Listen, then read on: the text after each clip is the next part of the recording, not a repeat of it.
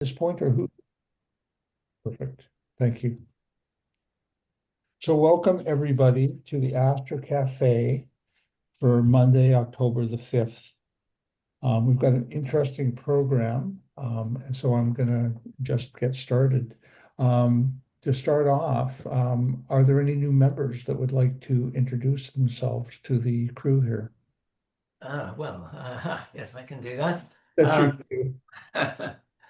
Yes, my name is Phil Stook. I did my PhD at UVic and then worked at Western for 30 years and have now retired and moved back to Victoria and I'm a planetary scientist. I've been working for the last 25 years on books about the exploration of the moon and Mars. And My sort of guy. so if it's not too rude to do this, I'll do a little show and tell here. And wow, look at this. I don't know if that can be put on the camera so you can see that. Where does it have to go? Phil, did you speak to us a number of years ago? Yes, I have spoken to the RASC several times. Because I remember the publication, or I remember your book. Right. Well, this is the third volume of it. Okay. Wow. So Yeah. Phil, I hope wouldn't at some suggest that point you rush you'll- out and buy this. It's too expensive, but it will show up in the library. It'll be in the UVic library. The other ones are. I hope at some point you'll be interested and prepared to give a brief presentation here. That sounds fascinating. Well, yes. I think in subsequent weeks, I'd like to make brief presentations from time to time on things that I'm doing at the moment. Basically, about 25 years ago, I started work on a history of lunar exploration, and that was published as the International Atlas of Lunar Exploration. And then I started work on doing the same thing for Mars and did 3 volumes of that, of which this is the third and final one. Now I've come back to Mars to revise, to the moon, to revise everything that I did for that and to bring it up to the present day. So that's what I'm working on at the moment. We look forward to that. We're very honored to have you here. Is there anybody who would like to put up their hand with any other things they wanted to We have add? another person who's off camera. Okay, So I'll have to move. Okay. Am I on camera now? Yeah. Where am I? camera. Yeah. Okay. I'm Vince. I've been an RASC member on and off all my life. I started in astronomy when I was probably about that high, looking at the stars in my backyard in Saskatchewan, and saved up and bought my first scope for working for 2 summers on the oil field in Alberta. I think I paid $18,000 for it. Still have that scope. And I have nursed it along ever since. I fixed the Y2K bug that was in it, and I call it the CompuStar. It's the official name is CompuStar, but it's so old I call it the CompuStar at this point. But I just can't get past the fact that the drive on it is so exceptional, even compared to modern scopes. I can't come close on any other, even the really expensive models. I can't even come close to the tracking accuracy. So I picked up a astrophotography habit when Halley's Comet went around, and I've been kind of going at it ever since. So 1986. In 1986. Holy. Yeah, that's when the year after that is when I bought my scope. I also helped build the observatory in Medicine Hat, Alberta, the Sunrise Observatory, which was put in with money from a grant, with all the grants going around surrounding Halley's Comet. So we built the observatory out there, out in the middle of nowhere. And then I moved to the coast and married a mermaid. So I've been enjoying the inside of a Tupperware container ever since. So the cloudy skies. Yeah, that's and worked a career as an avionics designer, so robotics and stepper motors and drives and mechanical stuff is all my area of expertise. Wow, that, Wow. again, fascinating. We look forward to seeing some of the images also. Yeah, you might be interested in the astrophotography special interest group too. Okay, We meet the fourth on Zoom. We meet the fourth Wednesday of every month. okay, And there's some old ones on YouTube. Yeah. So you can see what it's like. okay. And for both of you, these meetings are always on YouTube if you want to know what sort of things we've been doing. Yeah. My shtick right now is using AI to not have to freeze my meters off all night long, taking correcting any possible errors in the scope. So it looks at the frames as it comes in and makes intelligent decisions whether or not to resynchronize and plate solve, and based on every frame that comes in. Basic same decision tree I make as I'm taking pictures, but it makes it automatically for me so I can go to sleep. And you said you're from Saskatchewan? I was born in Saskatchewan. Leslie here is also Okay. Hi, how Saskatchewan, Yeah, hi. Yeah, grew up in the big bustling city of Claybank, Saskatchewan, population 6. And at the time, Bortle 1 or less skies, like the stars would reach out and punch you across the face at night. Wow. Can I just ask if there's anybody else who has anything that they want to talk to or show today, Lauri? Shall I put you in for announcements towards the end? Or Yeah, is that just announcements, please. Yeah. perfect? David, are you going to have any announcements about SIGs or anything like that? Yes, I will. Okay, get you in there too. Okay, as I was saying to the group here that it's we had a program planned, and it's unusual to have to preempt a program with astronomic events, but there are several that are coming up that are time sensitive. So I think we'll move to that first. Am I able to share my screen now? Good. Do I just hit share? I don't need a permission for that. Layout.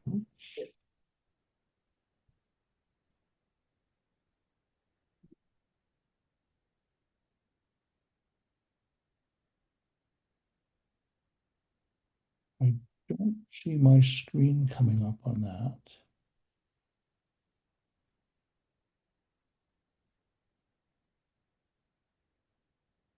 Okay, let's try something else.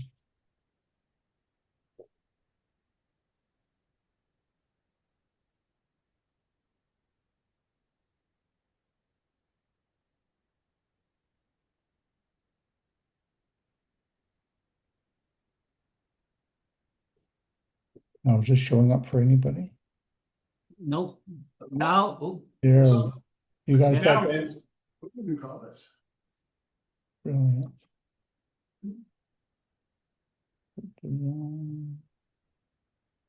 Okay, slideshow. Oh, it's interesting with a Mac trying to do something on this. There we go. Okay.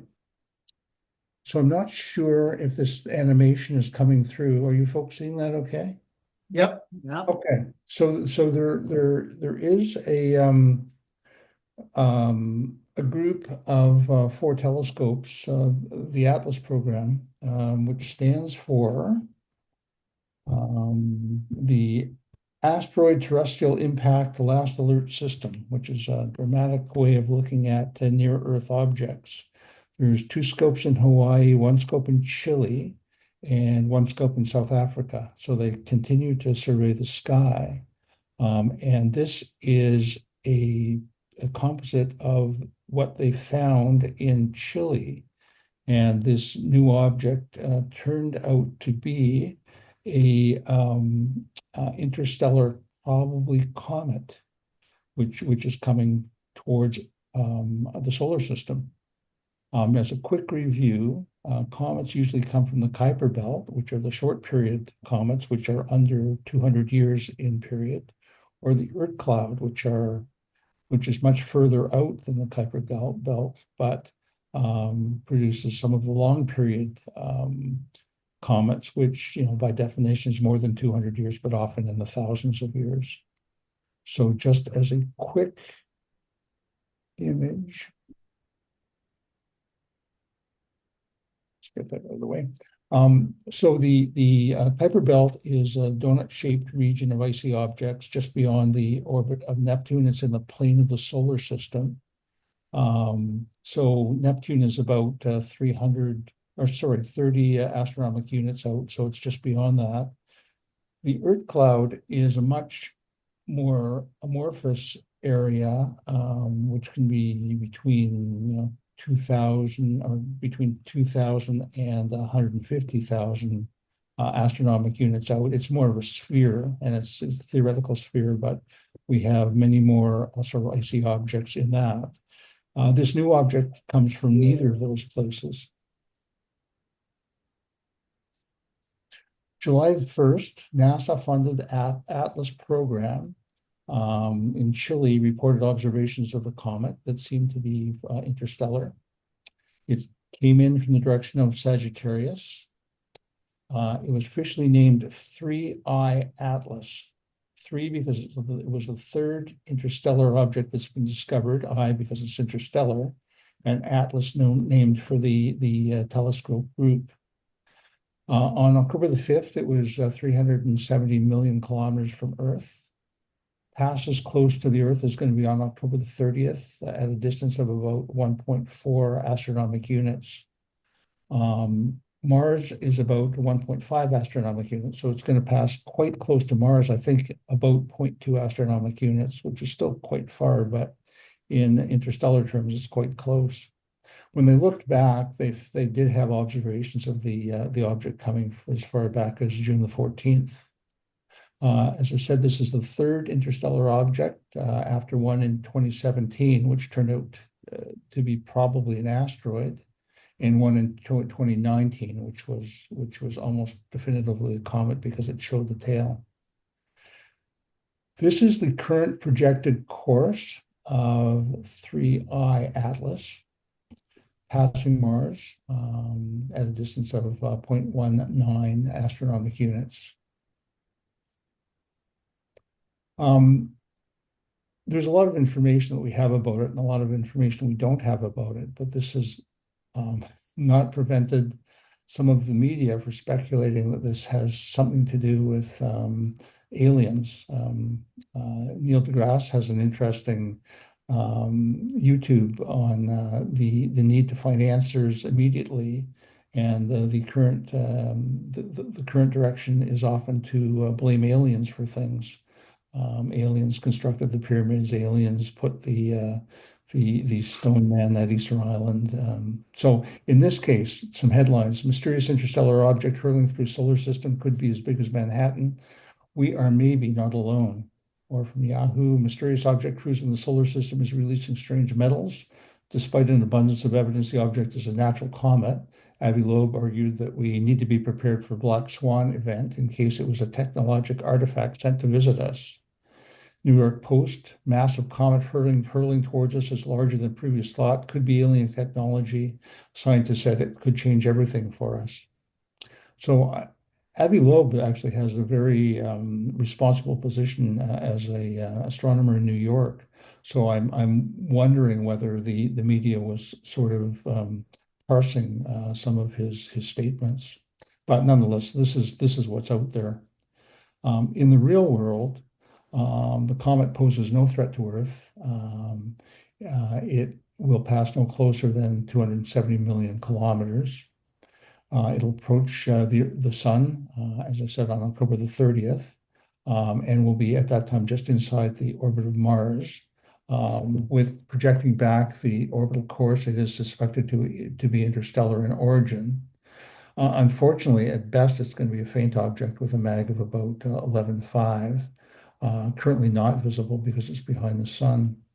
The article I read about it suggested that in December, after it emerges, it could be seen with, an 8-inch scope or larger, but primarily it's going to be more space-based scopes that are going to be able to get the best view. This was a picture released from Hubble, taken July the 20th. 3i Atlas is actually stable, and the stars are smudged because the camera stayed on the asteroid and smudged the stars. This is the projection of where it's going. It's going to leave, going towards the bottom of this picture. There is currently a European Space Agency probe going out towards Jupiter called JUICE, which is Jupiter Icy Moon Explorer.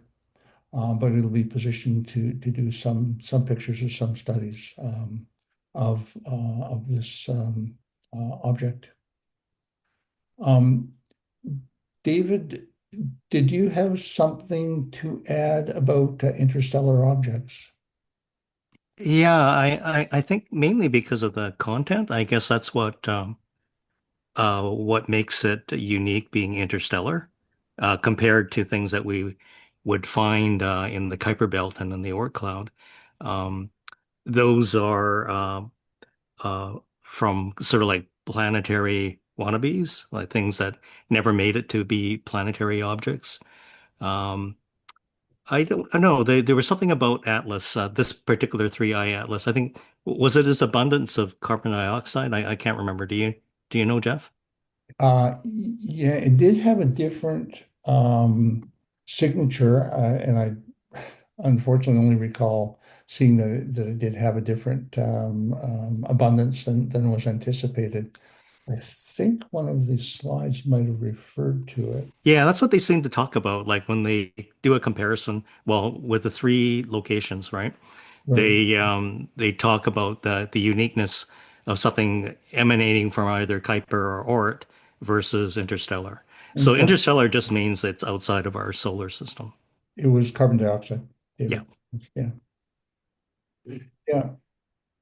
And nickel, and there may be a few other elements. So just the fact that it's precipitating materials in its tail, I guess, can quickly debunk the theories that it's an alien spacecraft, which will likely Thank be you. shedding as it approaches the sun.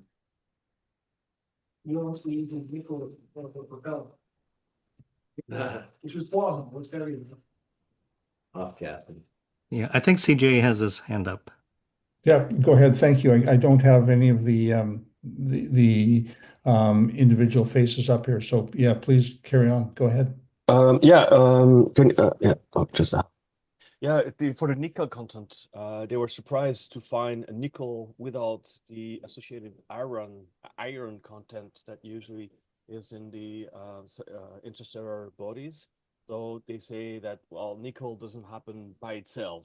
So that's why that triggered this kind of a question of, is it industrial made? Because the only way to find nickel by itself, it is separated by iron.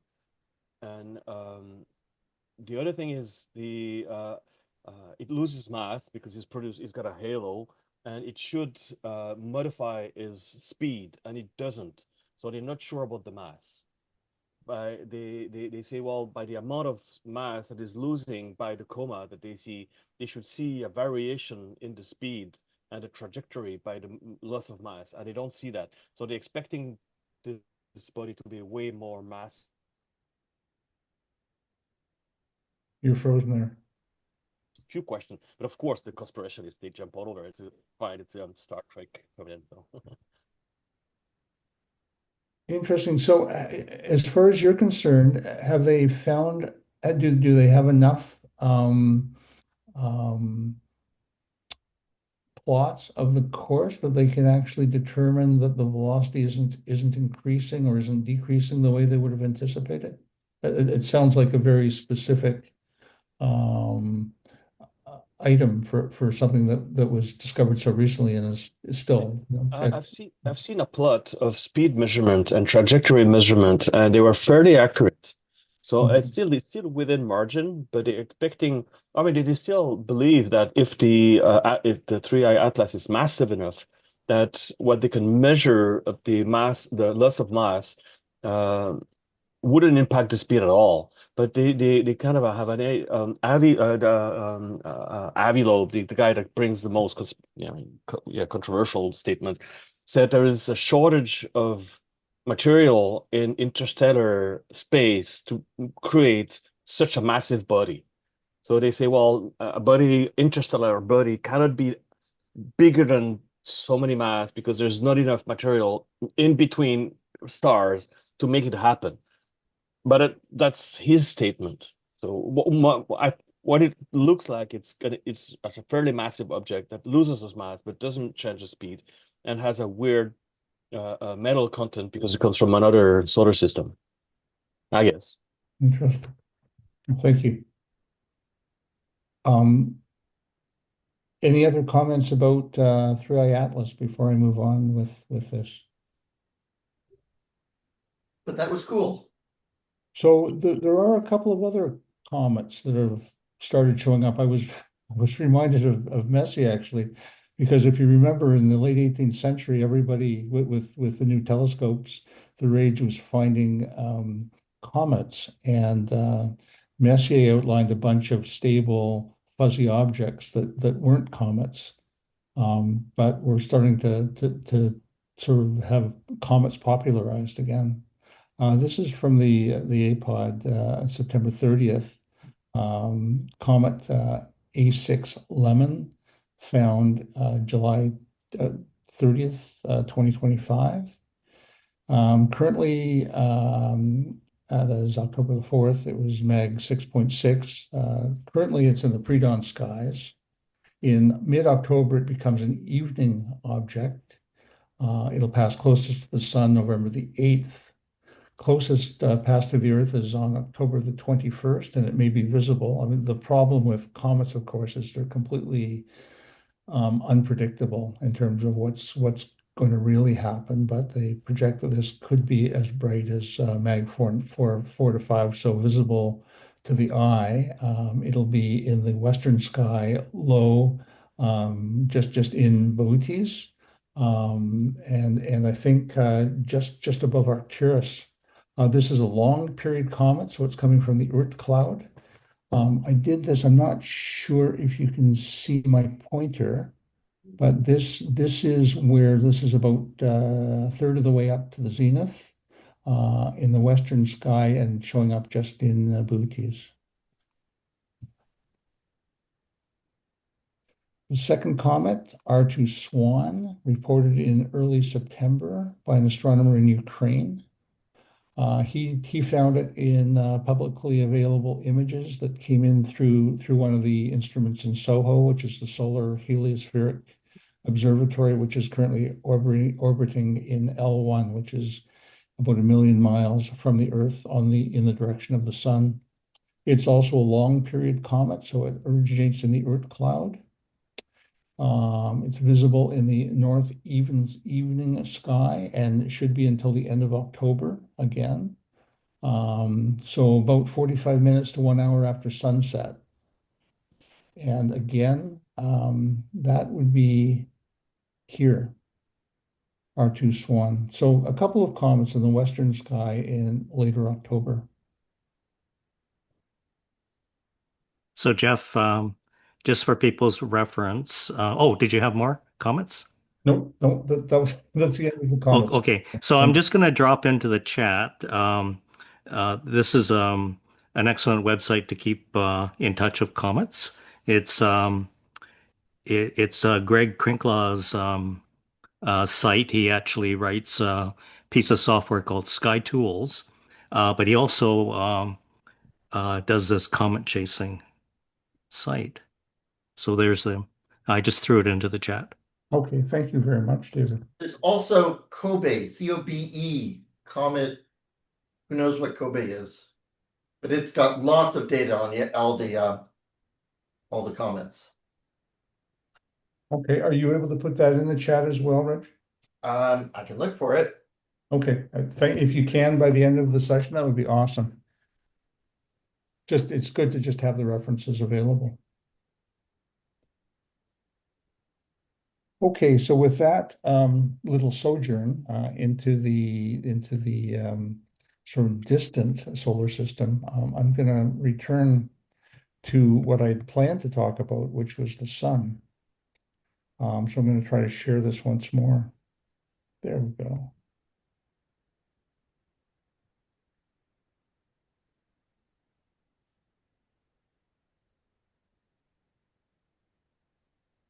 So I don't know if anybody recognizes this, but this was the sun from the 30th of August at the Saanich Fair. It was quite distinct. Yeah, it had that distinctive loop that I see there. Yeah, yeah. Remember the loop? Well, you mentioned it, David. Yeah. You commented on that.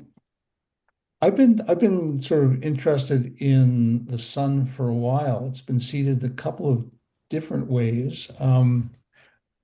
There was just a fascinating picture that was published in the Nature newsletter, which is this picture, the fusion of Helios. I want to give it full credit. It's a composite picture by astrophotographers McCarthy and Gunzel. It was actually put together March of 2023, stacking 90,000 frames showing the chromosphere with prominences, and they superimposed an eclipse photo of Gunzel's using the SOHO data.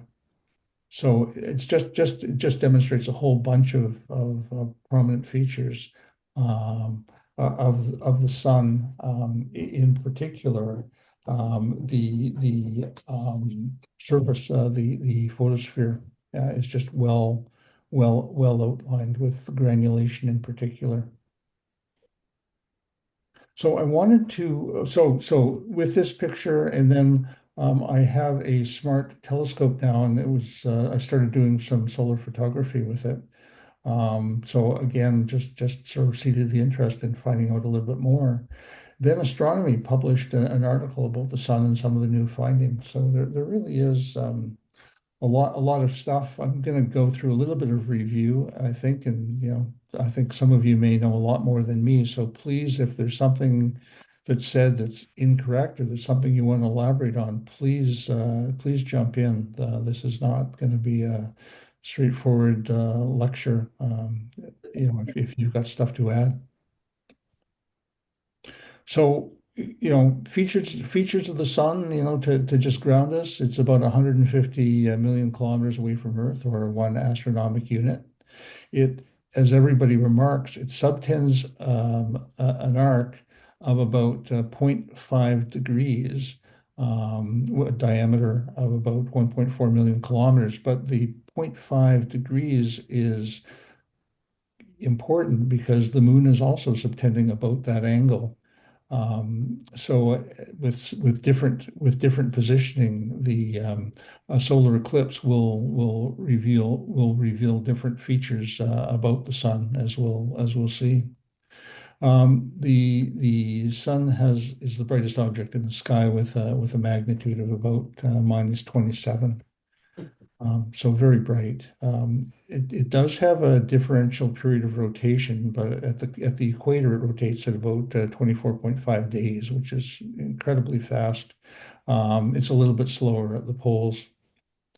Surface temperature is about 5,500 degrees centigrade. It can be looked at in Kelvin also, but as you get deeper into the sun and it gets hotter, the difference between Kelvin and centigrade becomes sort of chump change. It's about 15 million degrees at the core.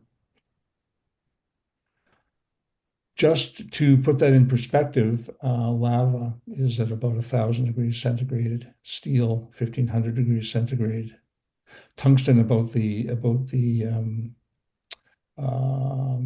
metal with the highest melting point melts at 3,400 degrees. So we're talking everything is liquid or gas, actually, in the case of the sun.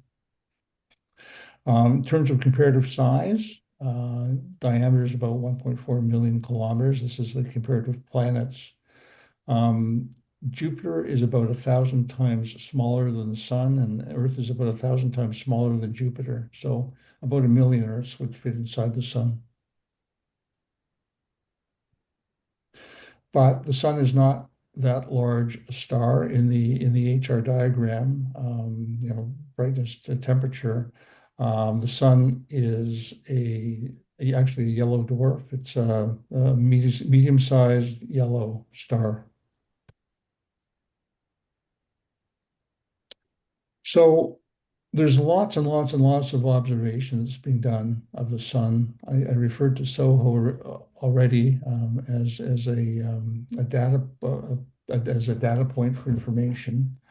SOHO was launched in 1995. It's orbiting in L1.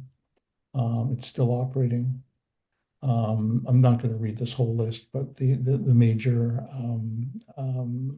observatories of the sun. There's the Solar Dynamic Observatory, which is an inclined geosynchronous orbit around the Earth, watching the solar atmosphere. Probably the most interesting is the Parker Solar Probe, which was launched in 2018 and is in an elliptical orbit flying through the sun's corona. About 3 hours before the presentation, or before the Astro Cafe, and Natasha wrote saying that she had some update on the solar probe. Natasha, do you want to take over there? It might be better, Jeff, if I just, when you're done. Okay, no, fair enough. That's great. Okay, good enough. So there's several other orbiting sort of observing stations. These are either NASA or joint programs with NASA and the European Space Agency.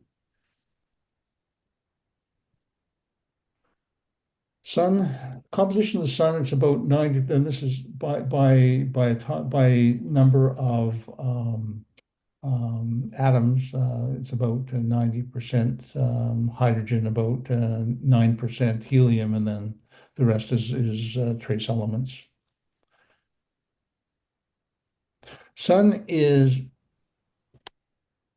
really just a whole bunch of very hot gas. It's plasma. It's made up of positive ions and free electrons, giving a relatively overall neutral electric charge. Plasma can be found in stars and in the nuclear fusion reactors, and under other conditions in a few other places.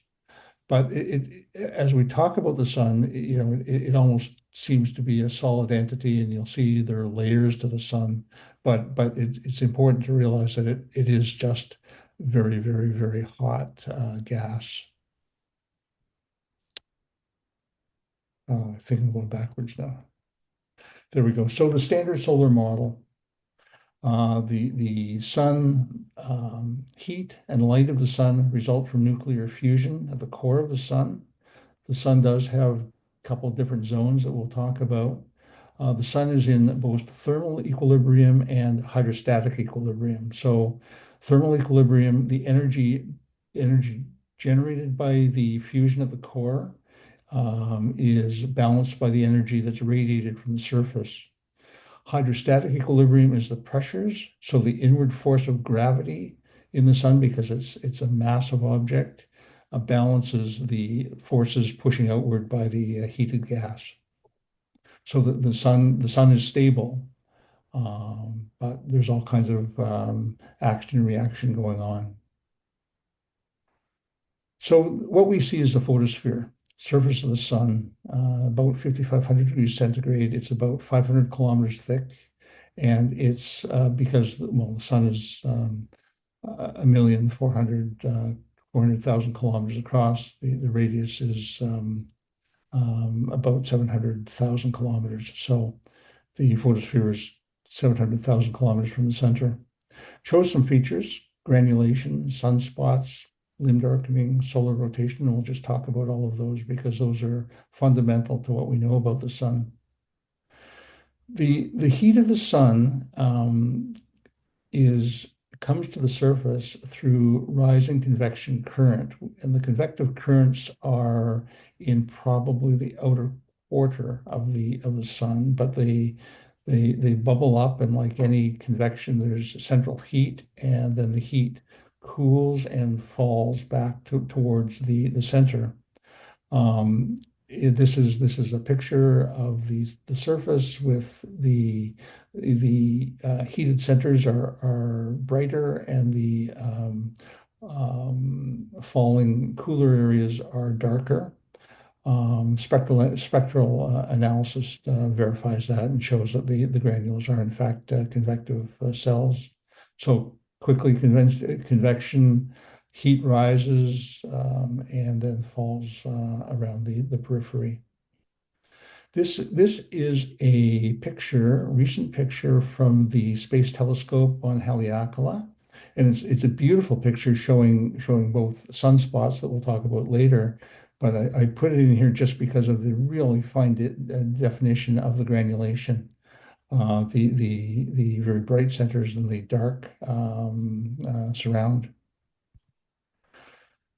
Sunspots, as probably we've had repeated a whole bunch of times, sunspots are dark because they're a little bit cooler than the rest of the photosphere. The difference is really only about 1,000 degrees centigrade. So, 5,500 degrees compared to 4,500 degrees, but they show up to us as cooler because they're basically shadowed, silhouetted against the darker background. Interesting, looking at the size of sunspots. Most articles will say they're between about 200 kilometers across, and they can be up to 12,000 kilometers across. Sorry, up to about 160,000 kilometers across, so several times the size of the Earth. One article was very definite in that it committed itself to the smallest 16 kilometers and as large as 160,000 kilometers. So I thought that was brave to commit that, but I suspect that was a measurement that was made at some point. Anyway, they're roughly the size of the Earth, can be several times larger. Sunspots, we're going to talk a lot about sunspots when we come to talking about the magnetic field, but just morphologically, sunspots are generally paired. The leading spot of the sunspot, the leading sunspot of the pair is generally closer to the equator.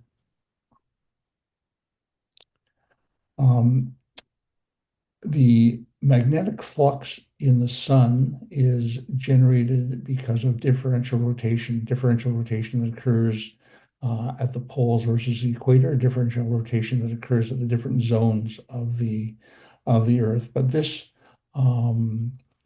differential rotation can cause changes in the magnetic field, and when the magnetic field bursts through the surface of the photosphere, it then digs back through this photosphere, and that's what produces the sunspots. Because the sunspots are primarily composed or created by the magnetic field, the hot interior gases, the hot interior plasma, is inhibited from coming towards the surface, and that's what produces the relative cooling effect of the area of the sunspot. We're going to go into the sunspots with quite a bit more detail when we talk about magnetic fields. Just as a picture, classically, the magnetic field flows from north to south. It's really continuous. It arises deep to the convection area. That is what produces the granulation on the sun. The sunspots generally occurs pairs, and as you'll see later, the north spot in a pair tends to be the leading spot in the north hemisphere and the trailing spot in the south hemisphere. At this point, this shows the looping magnetic field that creates the paired sunspots, as well as the inhibition of the deeper gases leading to the cooling of the area where the magnetic field breaks through. One of the interesting features to me is the limb darkening that the sun demonstrates. Limb darkening means the outside of the sun as we see it is darker than the center, the interior. And it's because we're looking through much more area of photosphere, looking at the edges of the limbs as compared to the center, because light or because brightness reflects heat temperature. It's one of the items that it demonstrates that the center of the sun is cooler. Is hotter than the periphery of the sun. Was that a comment that somebody wanted to make? The solar surface shows a differential rotation, about 25 days at the equator, and about 35 days at the pole. And the effect of this rotation affects the magnetic field of the sun, and as you'll see, it leads to chaos and twisting that occurs in a somewhat regular fashion. So from the photosphere, if we move up towards the atmosphere, the chromosphere is the first part of the solar atmosphere, or the lower solar atmosphere. It's a thin layer of plasma that extends about 2,000 kilometers from the surface. The lower solar atmosphere is about 4,000 degrees, what you'd expect. It's a little bit cooler than the photosphere itself. The weird thing is that the temperature starts to rise as you get further away from the sun, which initially is completely counterintuitive. It can be seen the chromosphere is much less bright than the photosphere, and so it can only be seen when the photosphere itself is blocked. The chromosphere shows characteristic spicules, which are cool gas jets that very small that shoot out into the chromosphere and then collapse back into the photosphere. The chromosphere is primarily hydrogen and emits lots in the hydrogen alpha band. Hydrogen alpha band is at about 656 nanometers, which is in the red part of the spectrum. I'm gonna just pause here because I didn't actually understand hydrogen alpha well, and did some further reading about it, and I suspect all the astrophotographers are gonna roll their eyes, but just bear with me for a moment. All elements have a certain spectroscopic signature.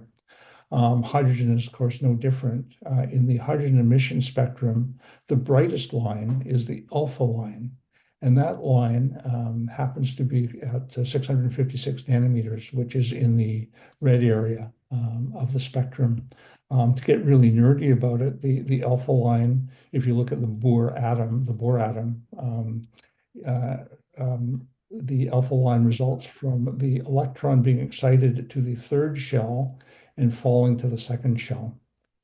That produces the red color that we see, certainly in the chromosphere and also in stars and in nebula. So if you get an eclipse that just perfectly blocks the photosphere, but shows the chromosphere, you do get the spicules, you do get the very red hydrogen alpha chromosphere that shows up. And I see them as pink. Okay, good. Pink is there.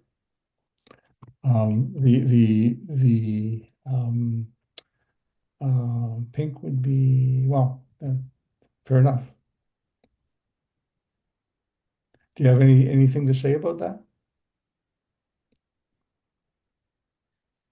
Could be the cones in your eye. Sure, color is perceptual. Mm-hmm. And individual for sure. I suspect it is, the 656 nanometers. So if you move out from the chromosphere, you get to the corona. The corona is the upper solar atmosphere. Again, I mean, we see it lots during solar eclipse.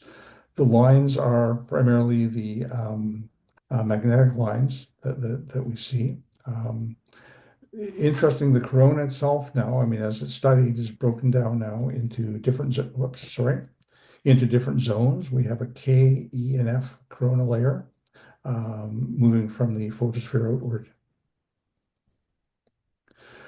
So the corona itself is much dimmer than the photosphere. And obviously we don't see it much unless the photosphere is blocked in an eclipse, either a natural eclipse or artificially. It's shaped, as I said, by the magnetic field of the sun. The corona achieves temperatures up to 1,000,000 degrees. So again, further from the sun, we're getting hotter. And that made absolutely no sense at all until they started to theorize that there are nanoflares that are happening all the time. These are flares coming from the plasma layer, and reaching up into the corona and heating that up. Flares being magnetic reconnection events, so very, very energy generating events.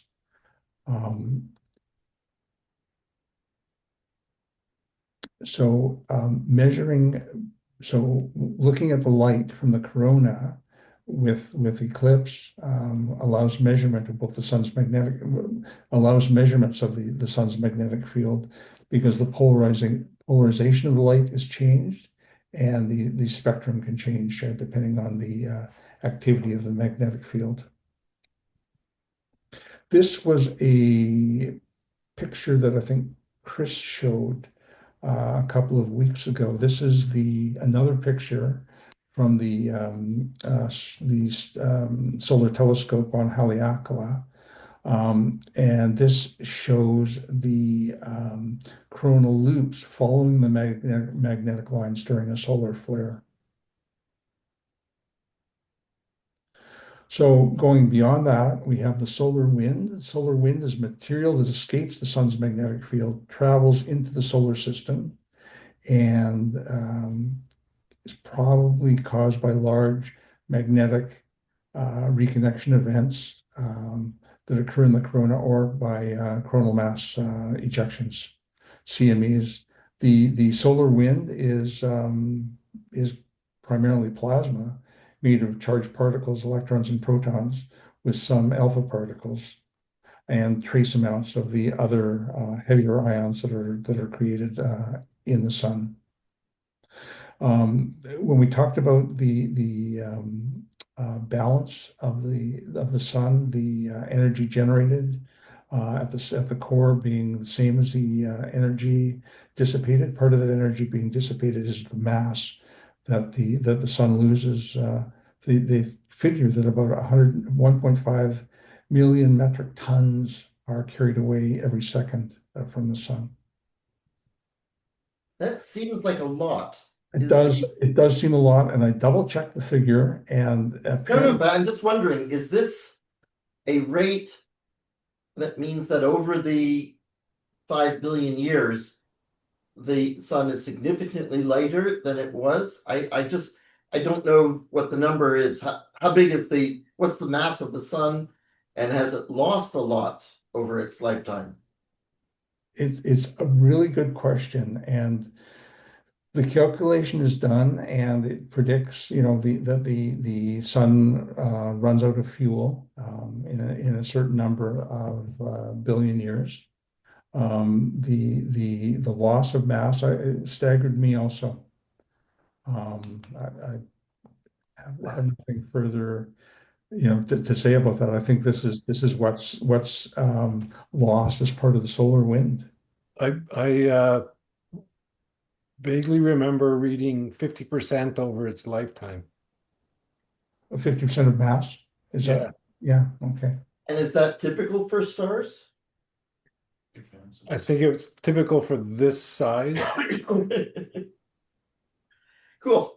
You know, it's a staggering figure. I triple checked it before but it is still staggering. So the magnetic field. So the sun's magnetic field is generated by the dynamo effect. And that's the same as the same mechanism that generates the magnetic fields on all of the planets in the solar system except for Venus. The dynamo effect requires the rotation of electrically conductive fluid, or in the case of the sun, plasma, with some conduction or with some convection taking place to disrupt the magnetic field. So rotation, conductive fluid, and convection are required for the dynamo effect to generate the magnetic field. So the magnetic field itself is responsible for sunspots, solar wind, solar eruptions, which are include solar flares, prominences, and CMEs. Solar prominences, large, bright, relatively cool clouds of ionized gas that extend from the sun's surface. They are stable and they can last for weeks. They're supported by the sun's magnetic field, and then they collapse back. Solar flares, sudden, intense, explosive bursts of electromagnetic radiation, occur when magnetic field lines of the atmosphere tangle, break, and then reconnect. It's the reconnection event, I think, that is the thing that generates the tremendous amount of energy. And that's why the nanoflares, or the small flares that occur very frequently, are thought to be responsible for the incredible heat of the corona as compared to the chromosphere. Solar flares are bursts of photons across the entire electromagnetic spectrum. And as I said, microflares are thought responsible for the heating of the corona. Coronal mass ejections are just massive eruptions of plasma through the corona, traveling into space at high speed, and they can create disruption in the Earth's magnetic field, creating geomagnetic storms and auroras.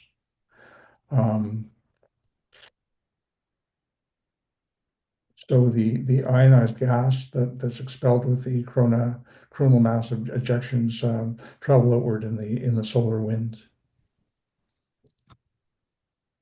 So we'll return to sunspots because they really are generated by the magnetic field. They occur in pairs, as I said, north and south pairs. The leading edge usually closer to the equator than the trailing edge, or the leading spot in the pair usually closer to the equator than the trailing spot in the pair of sunspots. So there's all kinds of differential rotation that goes on in the sun. The poles are orbiting slower than the equator. The different layers of the sun are rotating at different speeds. And all of this with the magnetic field twists and turns and makes chaotic the magnetic field. This illustration is meant to just illustrate that the twisting starts with an ordered magnetic field, becomes completely disordered. You have some of the magnetic field lines breaking through the surface of the sun, creating the sunspots, becomes increasingly disordered until actually the magnetic field itself flips and reverses polarity. And that happens about every 11 years. The range is between 9 and 14 years. The sunspot activity increases as the magnetic field lines become more chaotic. And then they settle down again to become more frequent again as the magnetic field starts its reversal once more. So just in terms of the pattern of the sunspots, at the start of a solar cycle, solar minimum, the sunspots occur at the higher latitudes. They migrate down towards the equator and increase in number until at the solar maximum, which is the time of the maximum disruption in the magnetic field. Sunspots are typically around the mid-latitudes. And then with reversal, as things settle down, the sunspots will approach the equator, fewer in number, and will then start again forming closer to the poles. This is we're now in solar cycle 25. It's been recorded since the 1700s, and you can see the both the latitude of where the sunspots occurred, which each cycle, and where the maximum, where the solar max occurs, and the minimums. And you can see that it's sort of mid-latitudes that tend to be the location for the sunspots around the solar maximum. And as I said, we're now in cycle 25. Some cycles are far more energetic than other cycles. And that's certainly one of the areas of study.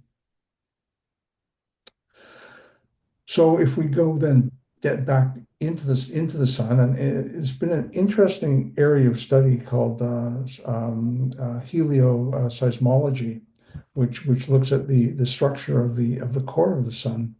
The core is about 25% of the interior. The radiative zone now then is about 50%, and the convective zone is about the last 25% out towards the periphery. And I'll just quickly walk through those different zones. There's not a huge amount known, but it's very interesting, both the speculation and the information that's present. So the convective zone is just below the surface, and it's what produces the granulation. So huge convective currents moving heat up to the outer surface of the sun, as we saw, cools and falls down, creating the granulation. Near the surface of the sun, where the density is low, there's very small convective currents, and the deeper you go, you get into supergranules because it's very large convective currents. Below the convective zone, and the convective zone moves the heat up to the surface of the sun by convection. Below that zone, density is so great that no convection is possible. So that becomes the radiative zone. In the radiative zone, the heat will come up from the core, but sun's gravity doesn't allow convection anymore. So the energy, heat, and light move very slowly from atom to atom or electron to electron, and they're both mechanisms for radiative heat moving. It can take up to 1 million years for the photons to move from the core to the convective zone. Temperature in the convective zone can be deep in the convective zone about 10 million degrees, up to the surface of the convective zone about 2 million degrees. Then we get into the core, which is about 15 million degrees, site of incredibly high density. This is where the atomic fusion takes place. And this is the basis for the sun's energy. The core rotates faster than the surface. Part of the disruption of the magnetic lines. The core rotates at about 1 week. The fusion reaction is a proton-proton reaction. Quickly, 2 hydrogen nuclei collide to produce deuterium. The deuterium collides with another hydrogen to produce an unstable helium-3. And then 2 helium-3 collide to produce a normal helium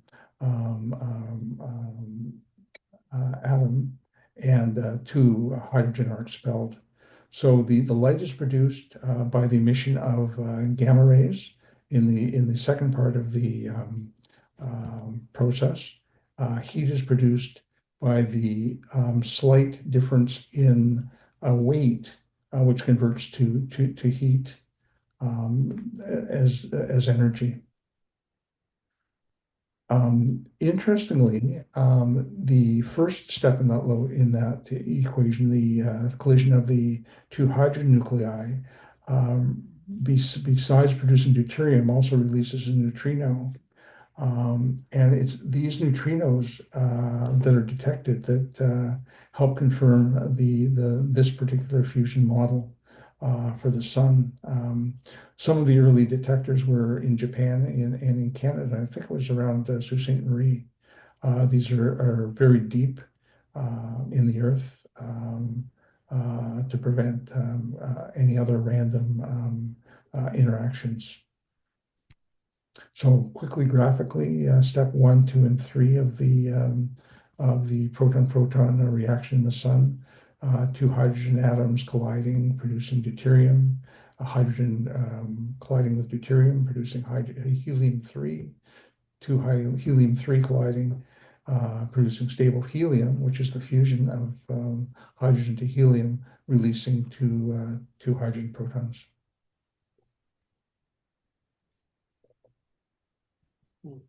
So that really is a quick run through of the sun. Comments, questions? Do you need to wake up? Jeff, I'll just add another thing to the chat. I noticed you mentioned about sunspots rotating above and below the equator of the sun. Well, obviously, how do you figure out where the equator is? That's kind of difficult because there's no kind of stationary features on the sun to tell, right? So there's actually a piece of software. I'm just going to put this into the chat. And the piece of software is called Tilting Sun. And for those of you who are budding solar imagers, you can use this piece of software to determine where the equator is for your location, date, and time. So you should be able to take your image and actually put it together with the template for the position of the equator, and then you'll see the sunspots lining up. So David, how much variation is there? I mean, the Earth obviously rotates at an angle. Would the variation of the equator then be 23.5 degrees? I'm not exactly sure how it does it. I just know that the software will give you this template. I'm not sure how it works actually. Okay, thank you. Any other thoughts or additions? I'll ask a question about the yeah, thanks for the putting that all together, Jeff. Interesting. The neutrinos, so if they're created through the fusion at the core of the sun, and we're picking up a few of those in these subterranean labs in Canada and elsewhere. So they're having to travel through the diameter of the sun and then across the solar system. So that's quite a journey, given that some of the other elements or the atoms are having to take 1 million years to travel through the distance of the sun, right? As per an earlier slide. So that's those are the photons of photons that take the time to travel through. I think the neutrinos, if there's any physicists here, please chime in. The neutrinos are massless and chargeless, so very non-reactive. And the sense I got was it was the proportion of neutrinos that they detected that confirmed, they basically saw what they expected if this 3-step proton-proton reaction was. So that's occurring. So are all the neutrinos that we're capturing on Earth originating from our own sun, or are they also coming from solar activity elsewhere. Oh, I would think there's solar activity everywhere. There's nothing that limits it. It would just be a question of the proportion, like, the expectation of how many would be arriving from other locations. I mean, I don't think it's a direct confirmation that the only neutrinos you see are the ones that come from the sun, and that proves it. So I they're, sus- they're mainly from the sun just because of our proximity, yeah. Mhm. but they're almost massless, but not quite. So they do change over time, their flavor or whatever the heck they call it. So it is experiencing time. But yeah, it barely interacts, which is why it's so hard to detect. But in a There's supernova, right it now too. causes the explosion, right? It's just so many neutrinos that causes the star to explode. Mm. There was, I remember years ago, there was an interesting experiment that was using portable neutrino detectors to actually image the inside of volcanoes. I thought that was a very unique approach. This is probably back in 2010, I think, when I saw it. Mm. And Wasn't there a Brian Cox, the guy that does the space series? Didn't he put together a neutrino detector using dry ice in a container, and you could actually see this, and then I think you could see. No, the cosmic rays. that's cloud chamber. That was different? Yeah, that's not gonna see neutrinos. Okay, it was, Neutrinos are very different. what were they detecting? What was he detecting? Yeah, so ions. Oh, just ions, Yeah. okay. The cosmic rays. Okay, the stuff that can change your DNA Yes. or cause mutations, okay. Ions, Big neutrino detector in Canada is in Sudbury. right. Former. Yeah. So Natasha, back towards the beginning of that presentation, we talked about the Parker Solar Probe, the one that was orbiting through the corona. Yeah. Did you want to? Sure. I noticed that Lauri has her hand up. Okay, thank you very much for noticing that, Natasha. Lauri, hi, I'm sorry to ignore you. It's okay. I was just to kind of get in my head, is that when there's the solar flares that come out from the sun, it takes about 3 days, is that right? For us to get the aurora? Like, is that approximate? I think it's 2 to 3 days. 2 to 3 days. Okay. Yeah. So that's the solar wind. Is that correct? And that is what is coming out of the sun and coming toward us. But that's not light. That's not the light, because that comes like at the speed of light, right? So Right. I think it's charged particles, Lauri. it's So charged particles. yeah, so the solar wind would be electrons and protons, primarily helium, primarily hydrogen, and some helium nuclei. And because they have mass, it takes them longer. That makes sense. Yeah. I mean, this is very simple, but that's kind of where I am with that. So, Okay. so you're wondering just about the speed, about the latency for the arrival of the. Yeah. I Yeah. think it's the arrival of charged particles that you're talking about, and that would be Yeah. the. Okay. They have Thank you. Mass, and they have an acceleration when they're ejected from the sun. Yeah. But the radiation just 10 minutes and Yeah. knock out our grid. Mass, Yeah. They're not limited, but they're only limited by the speed of And light. the same thing with neutrinos. If the sun's emitting neutrinos, they're relatively almost massless. Mm-hmm. So they would be instantaneous almost. Mm-hmm. Makes sense. Yeah. 9 minutes. 9 minutes, okay. Yeah. Yeah, go ahead, Natasha. Okay. Thank you very much, Jeff. That was interesting for sure. this will be a very short presentation, maybe 3 or 4 minutes at the most. And some of you know that I have a long-standing interest in the Parker Solar Probe, and I think I have presented on parts of it before, but there was a couple of new points. But just to, as a recap, it's the fastest object ever made by humans, reaching speeds of approximately almost 700,000 kilometers an hour while it's making its closest approach to the sun.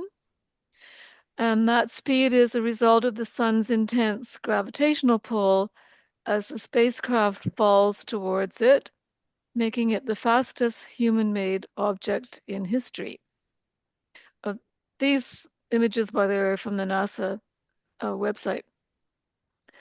And there you have sort of a representation of this amazing mission. And what I wanted to update you on today is my area of interest is public outreach and education. I'm not a scientific person at all, but I'm very, very interested in how science communicates complex topics to the general public. So we call it EPO, Education and Public Outreach. And of course, you all do amazing jobs of that yourselves through the Saanich Fair and all the things you do up on the hill, etc. So some of the outreach materials, they have updated there recently, although I did get a message today that because of the government shutdown, they haven't been able to update all of the materials, but there's a link there. I'll copy and paste it later and put it into the chat. So this is the thing I wanted to share with you in case you have students or are interested in sharing with younger people. They've got this really cool thing called ParkerBot. And it's a virtual assistant for all information on NASA's the probe. And it also talks about solar eclipses, space weather, or other facts and findings. And it was not actually functioning this afternoon because of this crazy business that's happening down in the States at the moment. So these links here are, as far as I can tell, we're not actually active, but hopefully that will change pretty soon. And I think it's sort of a fun way for students to learn about the mission. One thing that they did release recently was that how the solar eruptions are distorting clues to solar wind origins. And there is, I'll put the link in the chat, but this page describes the findings. But essentially, when it was originally launched in 2018, they set off to chase down answers to some of the most enduring mysteries in solar and stellar physics. And one key question is, what gives the solar wind, the continuous stream of charged particles flowing from the sun, its speed, which can get up to 600 miles per second? So they expected to get answers by sending the spacecraft straight to the source, gliding it closer to the sun than any spacecraft before, to see the solar wind's gradual evolution from birth at the base of the solar corona to a fully developed stream that fills the entire heliosphere. But now they've discovered that some of the massive solar eruptions are going to be shaping the very conditions that they were going to look at. So I won't go into any more detail now, but it's sort of a nice follow-on from what Jeff was just saying, because there have been some recent developments about the CMEs. Yeah, sorry, I'm losing my voice. So I'm just going to stop sharing and I'll keep you posted on this amazing little mission. Thank you, Natasha. Natasha, do you know, so launched in 2018, I'm assuming it's reached the sun. How many passes has it made, or do you know what the is? Yes, it has done a few. I don't know exactly the number of them, but the most recent one was in September. Thank you. Any other comments for Natasha about the Parker Solar Probe? Don't ask me anything technical. Well, thank you for presenting. Yeah, if I can just jump in about if somebody wants to more technical info, I just put a short video on the chat about how the Parker Solar Probe is made and what was the challenges from the engineer to make it work so close to the sun. It's from a YouTube channel called Smarter Every Day, and it's fairly in depth and really interesting. Thank Beautiful. you. Is that your YouTube channel, CJ? No, I wish. Oh, okay. With over 200 million viewer, I wish it would be mine, but no. This guy Destin does Smarter Every Day is a rocket scientist, and his father actually works on the James Webb Telescope on the heat shield. So he has a couple of really interesting video on space exploration that is worth digging into. He's got over 200 video, and it's a really awesome channel. But I just put the one that details what material and all the challenges about the Parker Solar Probe satellite. Anyway, Thank you Beautiful. so much. Yes, They thank should you. have just gone at night. Yeah, well, given the temperatures, I had exactly those questions. That'll be interesting to have a look at. Alex, I think that you had volunteered. I am his tech. Oh, fantastic. Does that mean it'll work? There's Let's try. three Go pictures share. that I put on today on the Yeah, date. so it's these three. Take a look at the screen. Yes, those three. Okay, very good. That was taken through my 8-inch, and that's done by a film camera. ASA 400. What's the date of that one, Alex? That I don't know. Okay, It's a few years, okay. maybe in the 2000. It's the same, But you mean like it was on film? my It was film like silver. film camera. Well, we haven't Used seen to be that for a something while. called the film camera. Yes, we're not used to that anymore. Here, I was pleased with Those photos somewhere. Alex, were there any challenges taking solar photos with film? I mean, I'm assuming I you just made it's unguided. The telescope is unguided, and so I just made sure I didn't hit the shutter. I used the automatic with a 10-second delay, so I avoid the shaking. Okay. But there's a lot of resolution. You can see the Orioles around the sunspots. It's a lovely photo.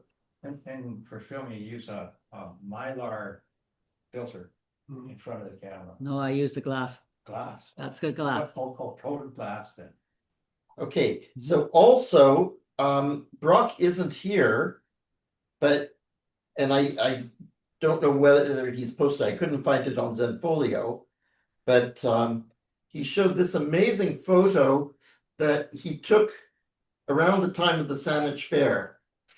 And so on the left is with the Mylar filter, it's visible light. And on the right, it's H alpha.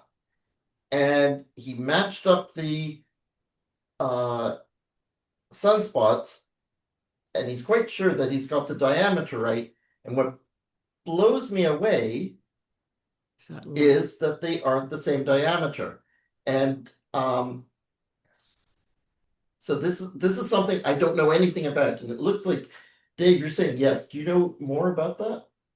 That the H alpha is some significant height above the That's visible light that's photosphere. correct. It's in the upper end of the photosphere.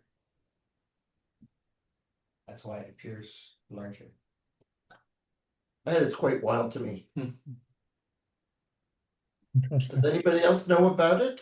Yeah, It's about 6,000 kilometers. Yeah, so Okay. the sun is actually liquid metal. So that metal doesn't actually give off hydrogen alpha. It's only when it's in the plasma or vapor sort of state and then it's actually captured its electron.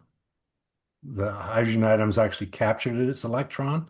So the hydrogen is ionized on the left of this picture, and it has to combine with its electron before it can do its electron thing. Is that what you're saying?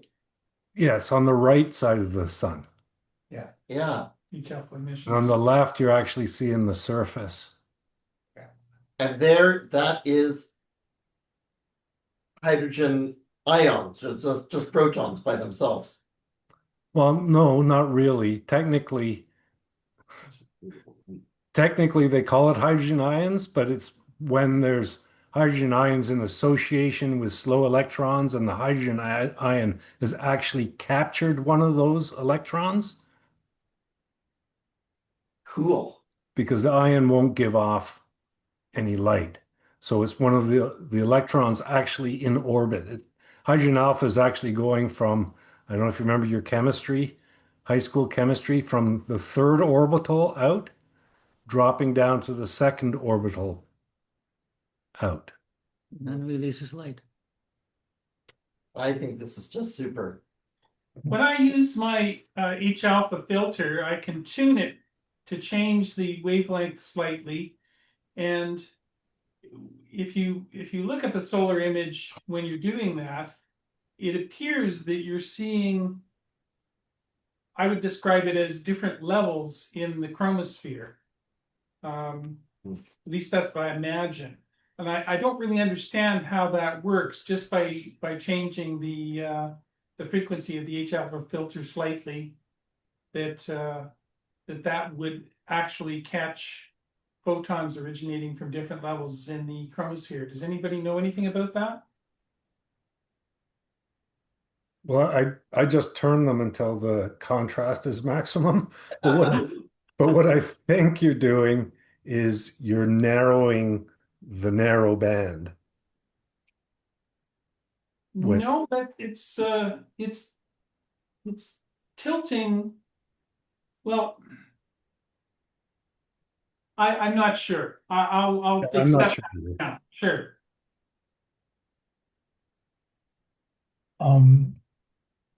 It's so just to move forward here, David, you had some information about the transit of Titan. Yeah, I actually, just before I do that, I'll show people the relationship between CME and Aurora. So there's a shot I took last year. I'll just bring it up here first.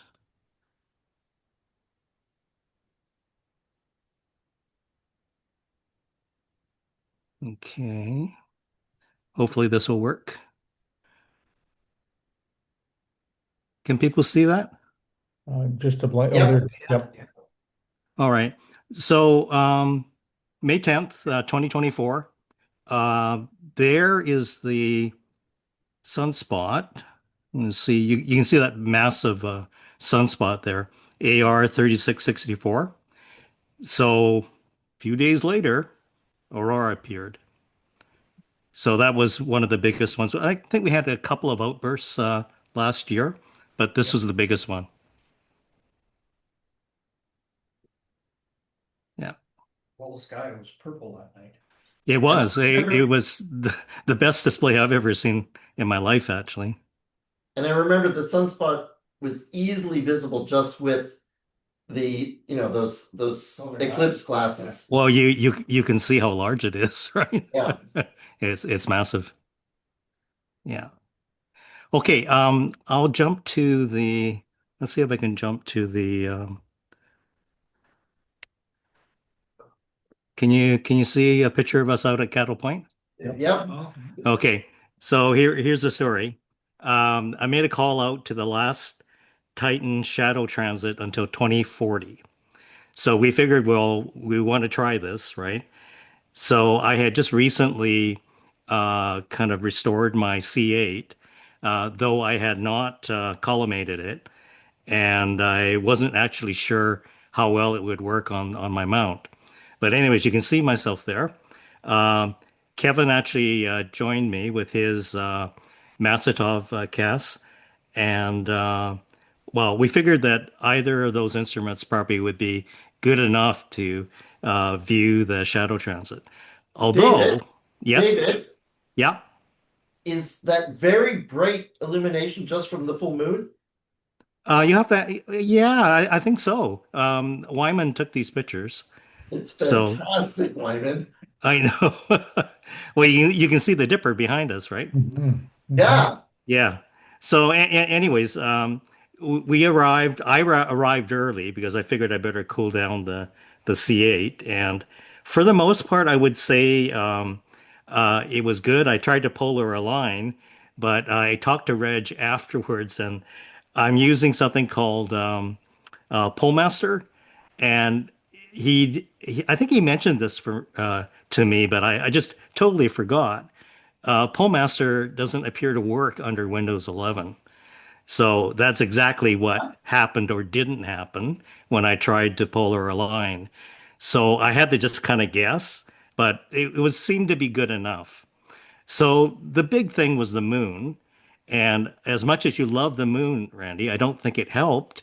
Uh, but I don't think it was really the moon as much as the seeing, because when we kind of looked, we both Kevin and I both locked on to Saturn. We could see it quite well, actually. Oh, by the way, I should mention who was with us. Brenda showed up. Jim Cox was there. Kevin, Wyman, and Sandy, and myself. So we were out was at this? Cattle Point. Yesterday. Yeah, yesterday, last night. Yeah, last night. So basically, we were all set up. I tried at lower powers. I think around maybe about 150 or so, which looked good, but it wasn't really big enough to really. It wasn't a large enough surface area for us to detect. Now, I don't have an image of the Safari screen cap that I did, but at about 10:30, the shadow should have been in the middle of its transit of Saturn, and it was so wobbly, like Saturn, which is wiggling around so much at the higher powers. Like I think I tried like close to 250, and unless you have really, really good seeing, I don't think you're really going to see too much. When I backed down to about 150 or so, it was sharper, and there wasn't as much wiggling, but you couldn't really see a lot, right? So, and anyways, we even attempted to see Titan, but we couldn't see it. We probably imagined seeing the shadow, but I can't say that I did for sure. Let me show you this. There's me trying to pull a line with Polemaster on a non-functional Windows 11 machine. And there's Kevin with his Mac. So we had fun, it was a beautiful near full moon that night. And yeah, so we made our valid attempt, and that was it. I don't know if you have any comments, Wyman. Wyman, are you there? Or Jim? Jim, you were there as well. Yeah, it was a good night. No wind. It was not bad. Yeah, Yes, unfortunately, you couldn't see too clearly. Yeah. yeah, it was moving around for a bit. Yeah. Yeah. Hey, quick question. If Yeah. someone had a sea star, that smart telescope, even that thing won't see it because it's too small. Yeah, for sure, too small. Yeah. Yeah. Okay. Anyways, that's my report. Thank you very much for that, David. I was there on Saturday. Pardon me? I was there on Saturday. Oh, I should have clarified.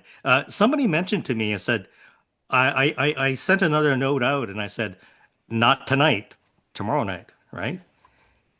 But I should have clarified because I think the first message I sent out, I didn't really reinforce the fact that it was actually Sunday. No, It does say October 5th though. I didn't notice the message. I just went on Saturday because Saturday is supposed to have been observe the moon. Oh, I see. I And then see. I went there. Okay. Okay. And I I don't know, like it was really difficult. I have to say, Alex and I did see it in September. I can't remember the exact date, but we did see the shadow transit. But unfortunately, the crew at Cattle Point did not see it last night. So it was the moon, but also it was just skimming the edge. Well, this is what I'm saying. I wish I had taken a screen cap. It's very close to the edge, and as I say, it's really hard to tell from a representation, right? How big it really would be, but I sort of remember it was kind of smeary even the time when we caught it in September, and things are definitely moving around. Wouldn't you say, Jim, that night? Yes, things were really, really wobbly. Kevin managed to get a fairly good image with a 9 mm in his scope. I don't know what power that would end up being. It's over 200. Yeah. It was 305 power as well. Oh, there you go. Yeah, yeah, yeah. It looked good. It looked good, but it was wobbly. No chance of seeing the transit.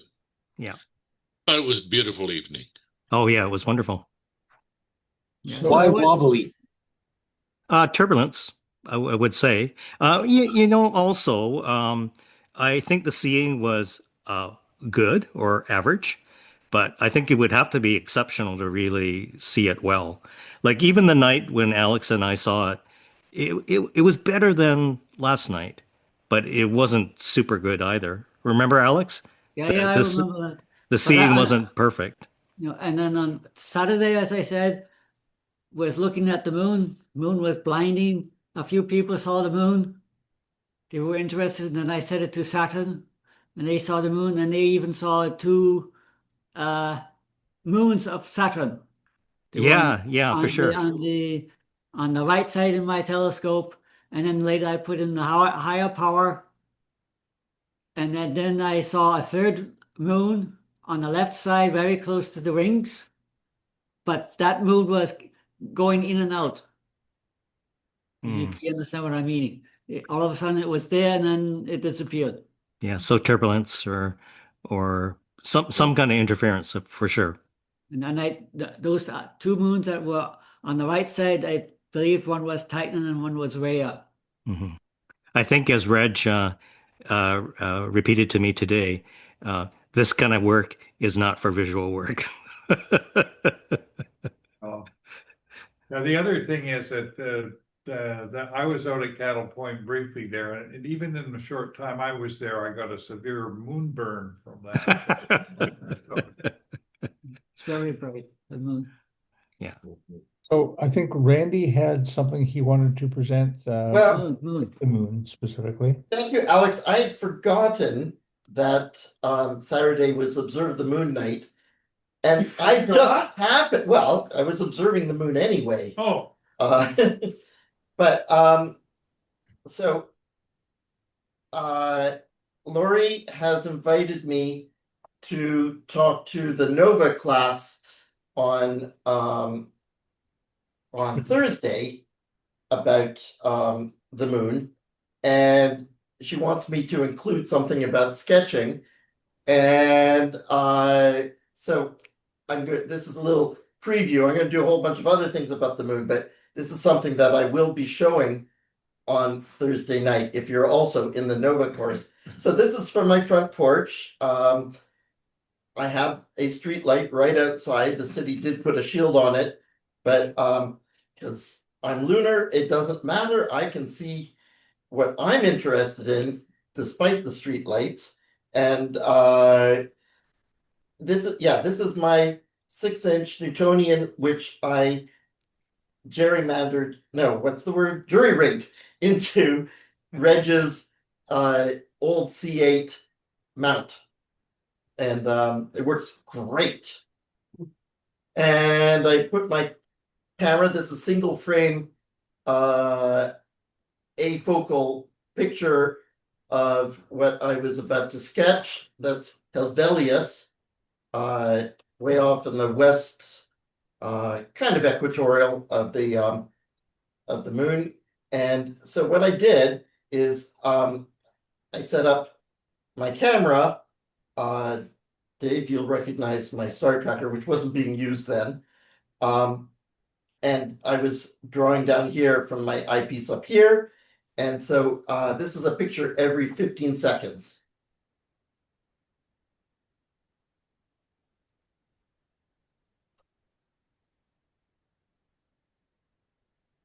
Kind of hard to see on this screen. I hope at home you can see better. But so I start off drawing, sketching where the craters are going to be.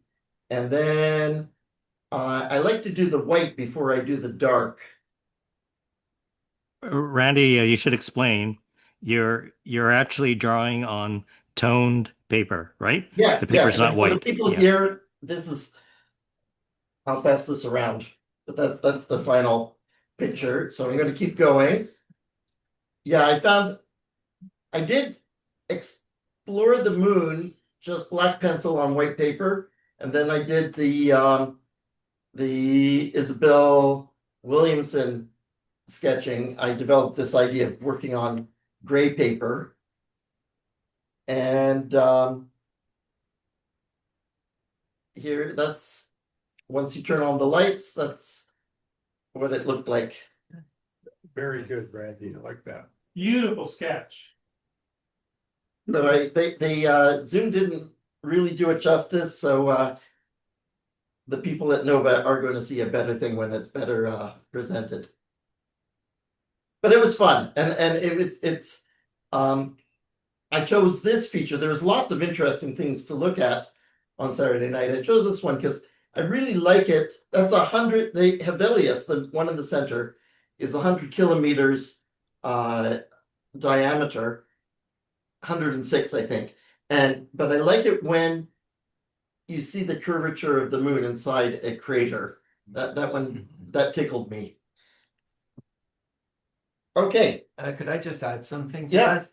that? So looking at the photo on the left-hand side, on the left edge, about 2/3 of the way down, there's a very distinct bright spot. Yes, That's that's a Gamma. very famous spot. Yeah, Rhino Gamma. And that will be the target for a lander early next year sometime. Don't have an exact date for it. An Intuitive Machines lander carrying a rover from Johns Hopkins University. It's apart from being a bright spot, it's also a magnetic anomaly, and the rover will be carrying a magnetometer to map out the changes in the magnetic field as it moves across that area. Thank you. Sounds like TMA for 2001: Space Odyssey. Right. I should mention there is a terrorist organization known as FART that can take care of streetlights that you. It stands for Fanatical Astronomical Response Team. Again, I'm lunar, so that's for the other people. For a long time. Get this guy involved. Cypress Mountain could not figure out why every morning there was a bunch of black garbage bags over top of their street lights that they had to put up. Okay, while I have the floor, I want to walk up to the camera with my t-shirt. Where am I? There we go. So you too can have a RASC Victoria Center t-shirt. They cost $25. We have large, medium, and small right now. I will take special orders for extra large and double extra, but we have a bunch of these in stock, and also the whiskey glasses, which Jeff just bought last weekend. Are you happy? Very happy. It's There fine. you go. I've You have to had pay this extra to whiskey. get the actual shirt that you're wearing. This one is priceless. Thank Hey, you. Randy, Jim Cox here. Did you get my Yeah. email about ordering one? You are on my list. Thank you. Thank you very much. All right. If I didn't respond, that's because I'm naughty, but I do have that. You responded now. Good, thank you. Just And I enjoyed that sequence of you drawing the moon. That was really neat. Every 15 seconds. That was cool. Thank you. Well done. Yeah, very nice. I can only pass it around, but I do have one of my favorite photos from this summer. So How about we come another time with it in a format that we can show off? We'd like that. In just a final note on the neutrino detection, look up ice cube detector in Antarctica. This is a kilometer deep and in mass ice that they have lowered optical detectors into in order to detect neutrinos. It's fascinating. Yeah, the ice cube and the snowball. That's good. multiple. Lauri's not, oh, you are here. Thank goodness. I didn't see you. Lauri, do you want to talk to any announcements? Sure.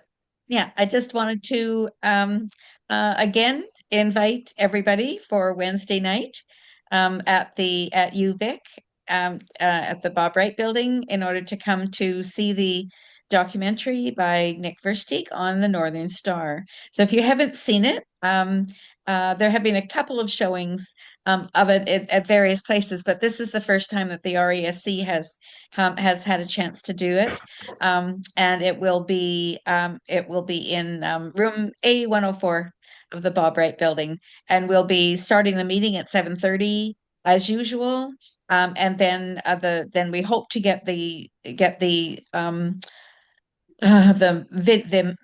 film, started at about 5 to 8, and it goes for 65 minutes. So it's not part one and part two. It's an amalgamation of both the parts. Nick has made a special amalgamation of it so that we can see that. So we hope everybody will come.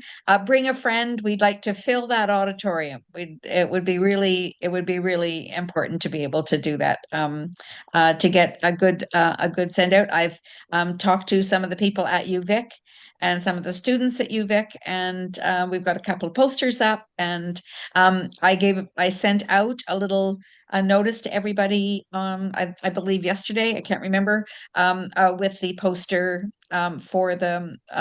So if you want to put it up at your local center or something like that, you can do that. I also have got I had to change things around. I have ordered the 4 Mile Pub for Monday, February the 23rd. So that is already to go for our dinner. So again, we'll need to have about 50 people there, and I cannot guarantee, but I sure am hoping that there isn't the horrible traffic jam that we had on that exact day last year. So hopefully we'll not have that again. But please bring everybody else. We'll get much more information a little bit closer up. And then I think the only other thing is, yes, if anybody still wants a calendar, please let me know. Or I've also got things like the workbooks for the Observe the Moon with a binoculars or with a small telescope, the Explore the Universe workbook, and the Explore the Universe book. So if anybody, and also it's not called the Almanac this year, it's called the Sky Guide, I believe, the Night Sky Guide by Nicole Mortellero this year for 2026.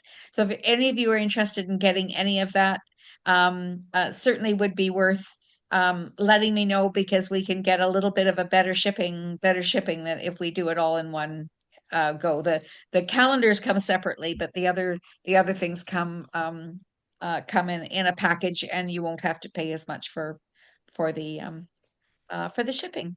And I think that is it for now. Lauri, I wanted to just return you to the Northern Star presentation. Yes. I had understood that Nick is actually going to be coming to Oh, that. yes, he's going to be introducing it. Unfortunately, neither Bob McDonald or Chris Gaynor are able to be there tomorrow night. Bob is in Toronto doing the big Quirks and Quarks 50th anniversary. presentation, so he's not there. But Nick is going to be there, and will answer any questions or anything like that. And I mean, he read the book called Northern Star about J.S. Plaskett, and he just became really fascinated with the whole history, and this person that brought Canada to the fore in astronomy, and decided that that was really important for people across Canada to know about. So Who so is hope you can come out. who is Nick? Can you give any bio? Oh, Nick Versteeg is he lives here in Victoria, and he has been doing film and documentary and video for years.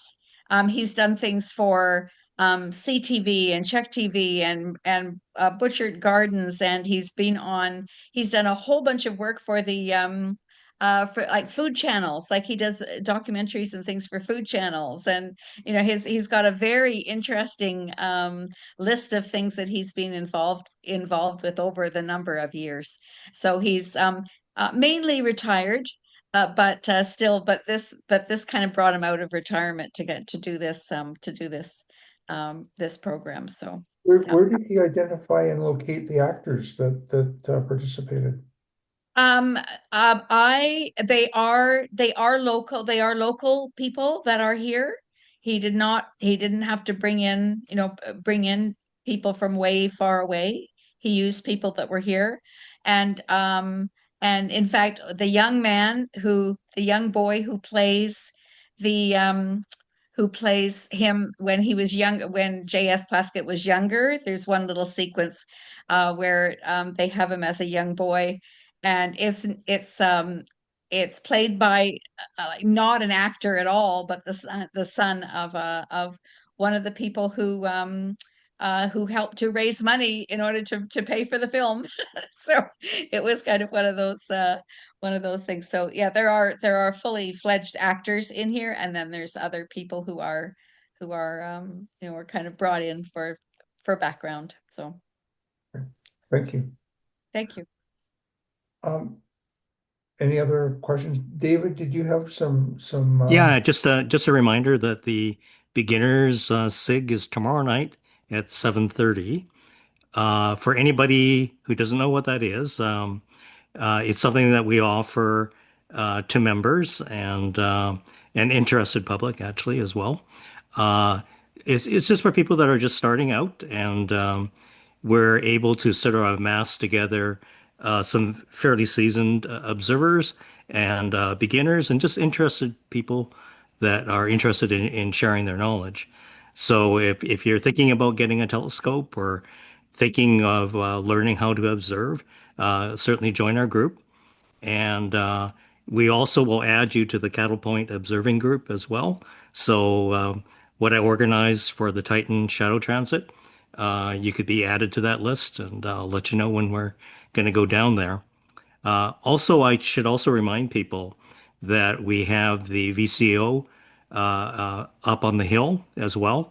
And I don't know if Reg wants to say anything, but the system has been running, I would say, quite well. Wouldn't you say, Reg? Flawlessly. Flawlessly. Okay. Well, close to flawless.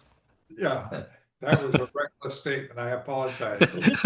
But right now we have a bright moon up there, and it would be good for narrowband imaging, but it's not an excellent time to do deep sky observing.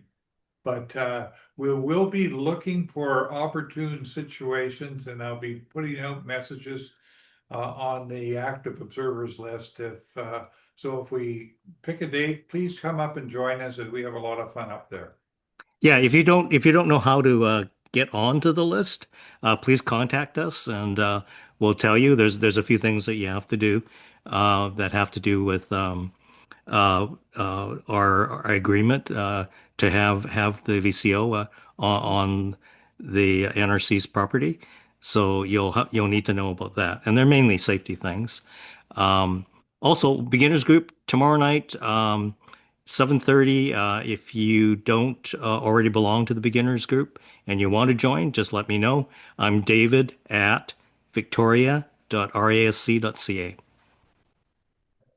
Great, So thanks. I'm wondering with we have new folks coming almost weekly now. Is there any place that folks can go to identify what SIGs are currently running? The SIGs We did have a page on the website, but I think it's kind of probably outdated now. So I will endeavor to try to get those things fixed so that when people go to the website, then they'll get the most current information. and they would then be able to identify the different SIGs and who to contact, Yes. where Yes. when the meetings are. Perfect. Yeah, that's correct. That's correct. That's great.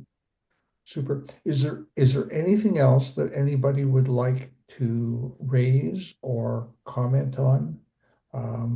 We have Jeff, go ahead. don't come next week. It's Thanksgiving. Thank you. No invitation will be sent. There will be no Astro Cafe, then we pick up again on the 20th. If you want to host, we have openings. And Jeff, you did a fantastic job. So thank you. Well, thank you. Good. It's always a pleasure. Was that Jim? Did you have a comment or was that a hand? Oh, just thank you. Oh, okay. It was a one-hand clap. Super. Well, listen, if there's nothing further, it's about 8 minutes to 9. So I think what we'll do then is end the Astro Cafe for tonight. Thank you, everybody, for attending. Thank Good night. you. Bye.